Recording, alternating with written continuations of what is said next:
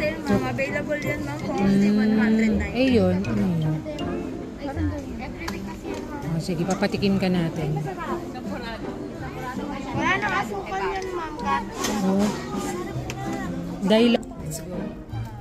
Tikman natin tong ano. Champurrado. Na ikaw waiting na. So, champurrado. So, yung matamis ang bibig. Tagapagluto ko ng champurrado. Feedback. Hindi matamis. Yep. Champurrado. Ewan nga, sarap.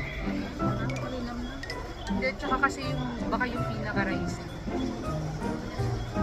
Sarap. Malagkit. Hindi nagdalay. Busugin natin si Mama sa free.